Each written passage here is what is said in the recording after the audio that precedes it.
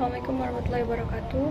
Nama saya Maratu Saliha dengan NIM 221080200091. Di sini saya akan menjelaskan materi, metode, dan strategi berpikir kreatif.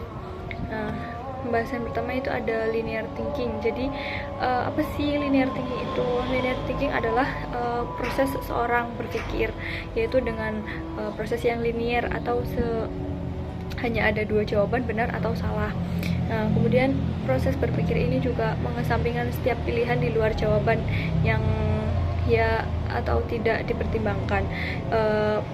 Linear thinking ini juga sebagian dari proses yang sederhana, cepat, berurutan dan juga terorganisasi, sehingga menjadikannya proses yang paling populer.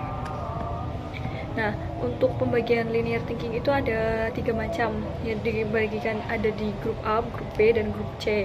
Nah, yang di grup A itu ada linear thinking false phase.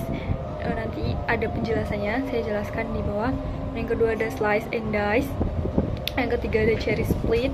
Yang keempat ada things bubble. Dan yang kelima ada bubbles aja. Dan yang terakhir atau keenam ada scamper. Nah, untuk jenis yang kedua atau grup B itu ada tug of war, idea box. Yang ketiga ada idea card. Yang keempat ada lotus blossom. Yang kelima ada Phoenix. Yang keenam ada the Great Trans-Pacific. Yang terakhir Trans-Pacific Airline and Storm Door Company. Dan yang terakhir ada Future Fruit. Dan untuk yang golongan ketiga atau grup C itu ada Blue Dating, Hall of Fame, Circle of Opportunities, ada Idea Town, dan Quiver River.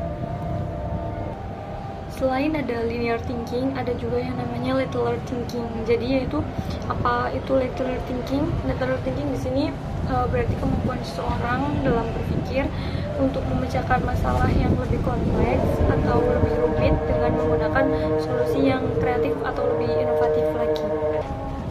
Nah, di sini saya akan menjelaskan yang linear thinking yang tadi di jenis pertama dan golongan pertama. Itu tadi kan ada false phase, yaitu mengubah perspektif dengan melihat kebalikan dari asumsi yang ada.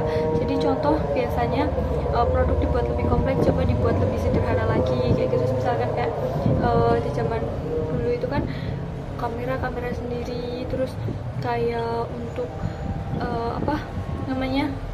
ngegame itu kan ada alatnya, gamenya sendiri. Nah, kalau sekarang itu kan ada yang namanya smartphone atau handphone yang sudah kita gunakan sehari-hari ya. Jadi sudah ada game, ada kamera, bahkan ada fitur-fitur yang lainnya, dan itu menjadikan lebih sederhana. Dalam satu perangkat kita dapat mengakses beberapa fungsi atau fitur itu ya teman-teman. Nah, yang selanjutnya itu ada jenis slice and dice, yaitu teknik memecah masalah atau konsep menjadi beberapa kategori untuk memahami dan mengembangkannya lebih lanjut. Itu digunakannya strategi ini digunakan untuk memecahkan masalah yang lebih kompleks ya. Jadi misalkan contoh memecah strategi pemasaran menjadi aspek individual seperti target audience atau sedang mengejar media dan juga pesan.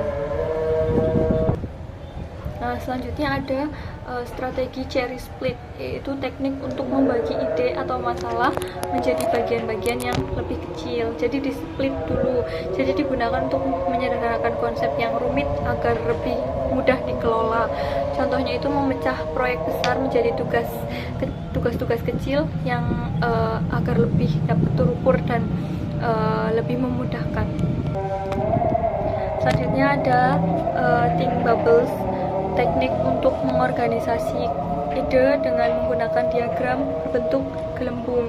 Jadi setiap gelembungnya itu berisi ide atau konsep yang bisa dikembangkan lebih lanjut. Jadi seperti kayak mentahannya gitu loh. Jadi nanti tinggal dikembangin lagi, dibesarin lagi bubble-nya itu, apa yang dari kita think atau dari kita pikirkan itu. Terus ini juga digunakan untuk menemukan hubungan antara berbagai ide dan memperluas pola pikir. Jadi yang tadi saya jelaskan, Jadi ya itu dibuat bubble kecil dulu, nanti kalau sudah kita kembangkan lagi, kita kembangkan kayak gitu. Dan selanjutnya ada metode atau strategi scamper, yaitu metode yang brainstorming yang membantu menghasilkan ide baru dengan memodifikasi konsep yang sudah ada.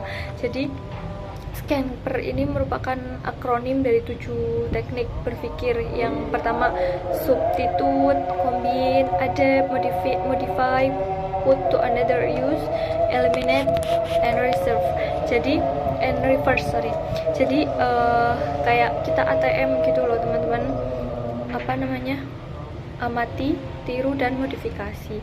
Jadi kita meniru dari yang sudah ada tapi bisa ditambahi lagi, atau mungkin yang sudah ada dimodifikasi, dan yang atau mungkin dikurang-kurangin sedikit kayak gitu, ditambah-tambahin dari kita yang dari perbaruan dari kita sendiri. Oke, terima kasih. Sekian dari saya. Wassalamualaikum warahmatullahi wabarakatuh.